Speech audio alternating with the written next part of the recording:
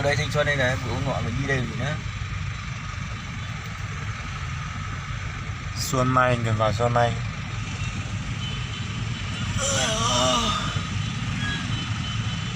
Nói chung công nhân thì mèo mình nhiều thất nghiệp bây giờ mà mua quần áo mua Grab chạy.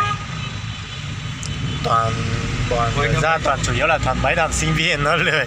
Với Tương kiểu với cũng đưa cho Chu 2 cái áo Grab mà trận năm làm anh ấy. Quên đi. Mà tao biết đéo đâu mày chạy Grab đâu mà biết cho mày 2 cái áo đấy cả mũ cũng qua. Đang đấy á? Đâu có cho đâu, anh mang đi hết rồi. Ý là đấy tao không biết mày là chạy xôm. Mày hiểu không? Vâng. Tao mày ăn chạy. Tao bảo mày chỉ đi đòi tiền của cái thằng Tuấn thôi chứ. Đâu tao biết mày đâu chạy xôm. Đúng không? Vâng. Và trong này em chạy ra bình thường mà. Này em không đi xe nhiều rồi, nói trong 317. Xe của ấy là 317 này. Vâng. Máy của chú là 317 đó. Vâng. Đây là 377. Của em đẹp hơn.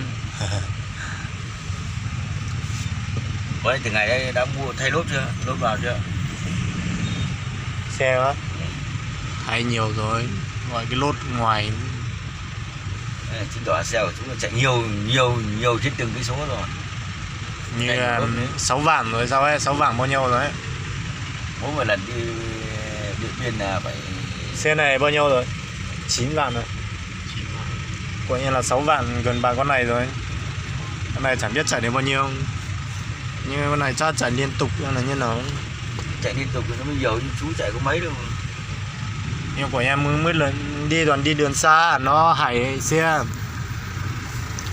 Xe nó chạy gần cứ đi suốt nhưng mà nó không hại xe mà.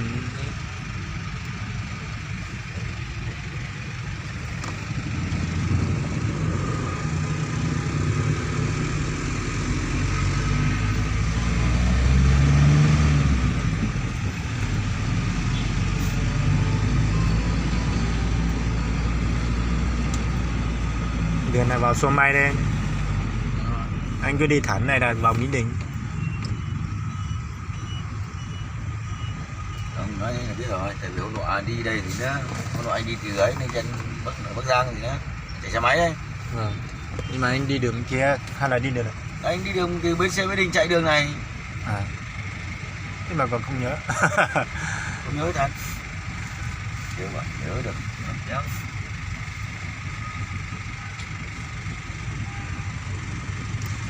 Em thì kể cả trong Hà Nội này cả anh gửi địa chỉ cho em là em khá được tiền tới. Giờ đi nhiều rồi cũng gọi là cái gì mới lạ đối với mình rồi.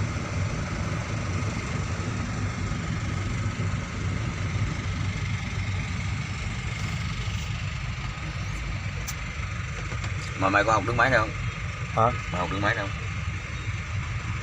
Học máy này máy gì? Đứng máy này không? Không, học làm gì? Em chỉ vào làm vài ngày thôi, em học làm gì? Nếu mà vào nó nếu mà em không được đi Nhật thì em cứ học đứng máy đâu là vừa học vừa làm vừa lấy tiền gì nữa.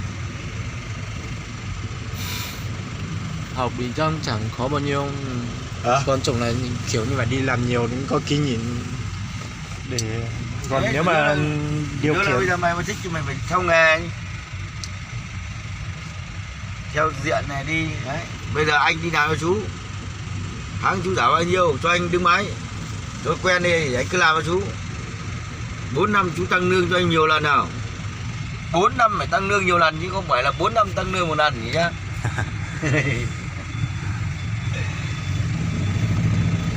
nói thế chứ tan quá, người ta công ty kiểu như nhà nước người ta tan phải có giới hạn, nhưng cứ bảo là làm lâu năm tan thì thả lại cái thằng vừa mới vào lương nó ít nó lại nhiều quá.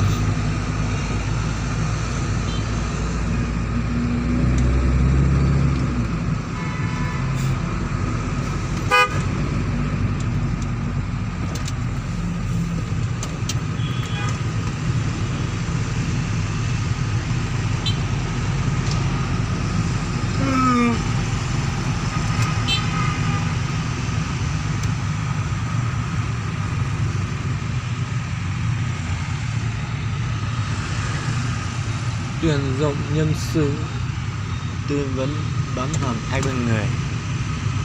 Mình ăn nói đéo chuồn rồi, không có cái suất này.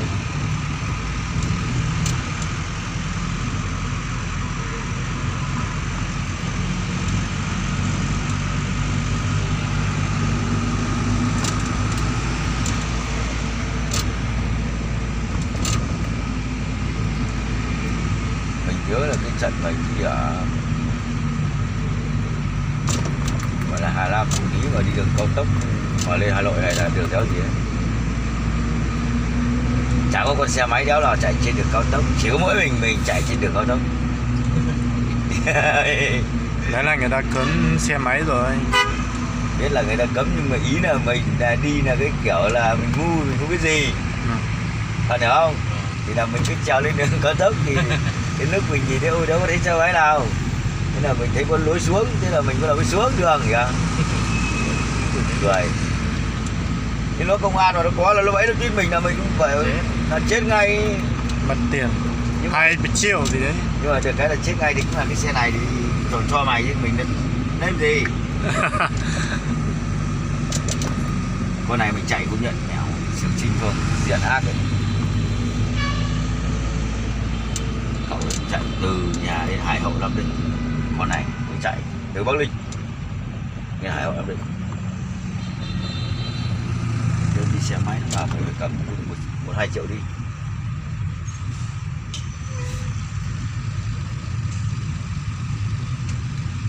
Giờ nó còn phạt 1-2 triệu, nó còn giữ cả bàn, nó giữ cả xe, nó là thôi ấy anh cho xe cho anh để anh đi đấy thì là chuẩn biến luôn. Ui. Để xe cho nó, mình đỡ phải mất bàn, đỡ phải mất tiền. Giấy tờ không bao giờ đưa, bây giờ mình thì ấy phạt bao nhiêu nói thẳng mẹ luôn, nó đúng lỗi nhá. Xin cho giả xe đến quầy đưa giấy tờ bằng đéo gì, đưa bằng đến lúc không nộp tiền phải nộp, có nhớ không? đưa bằng cho nó phải tiền.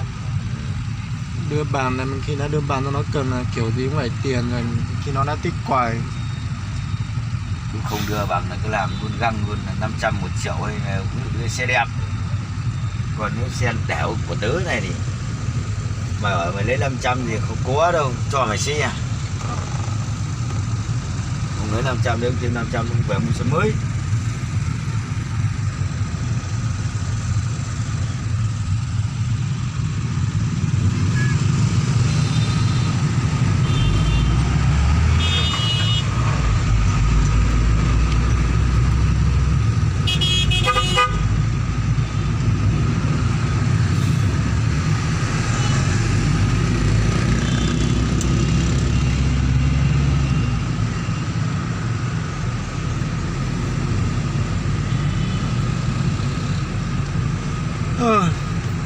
Mùi xe gian này.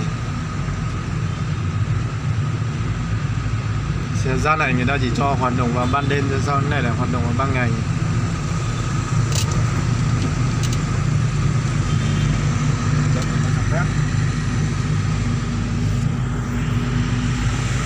Xe tải đường này là được đi chưa? Xe không phải xe của cậu nhỏ thì đi không nói xe to mà. To. Biển cấm thế là vẫn cấm. Đây đường cấm đây đúng không? Dưới tấn 25 rồi. Còn xe to nhiều khi là vẫn chạy từ đây nút này xuống là nó vòng này độ 55 thì nó vẫn chạy. Còn cho xe to. Còn đi qua này đây là đi đằng sau của trong. Tại vì nó cấm là như thế là nó vẽ cái hình như thế là cua lại, là ngược lại là cấm được đi vào đây nữa. Rồi